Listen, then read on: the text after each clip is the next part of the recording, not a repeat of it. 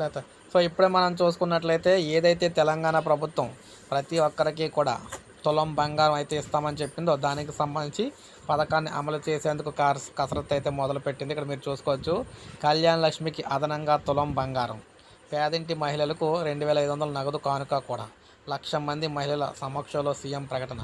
So మొత్తం మేము చూసుకున్నట్లయితే 6 గ్యారెంటీలు సంపూర్ణం చేయనున్న రేవంత్ రెడ్డి.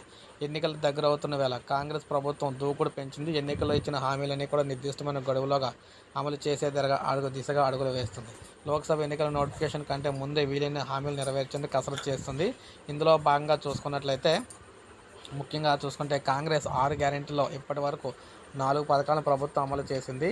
సో మొత్తంగా ఈరోజు ఇందిరమ్మ ఇల్లు కూడా పూర్తి చేయడం జరిగింది. ఇప్పుడు చూసుకున్నట్లయితే మహిళలకు సంబంధించి పెళ్లి కానుక, గతంలో కళ్యాణ లక్ష్మి అంటే ప్రస్తుతం అమల్లో ఉన్న కళ్యాణ లక్ష్మి పథకంలో పేద కుటుంబాల్లోని ఆడపిల్లల పెళ్లికి ఇస్తున్న 1,116 నగదుకు అదనంగా తులం బంగారం ఇచ్చే కార్యక్రమాన్ని కూడా ప్రారంభిస్తున్నట్లు ప్రభుత్వం అయితే చెబుతుంది.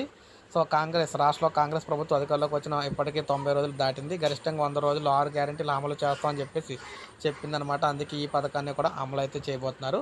సో ప్రతి ఇంటికి ఎవరైతే పెళ్లి చేసుకుంటారో వాళ్ళకి అయితే 1 తులం బంగారం అయితే ఇస్తారన్నమాట. ఒక లైక్ చేయండి, సబ్స్క్రైబ్ చేసుకోవద్దు, మన ఛానల్ సబ్స్క్రైబ్ చేసుకొని ఫాలో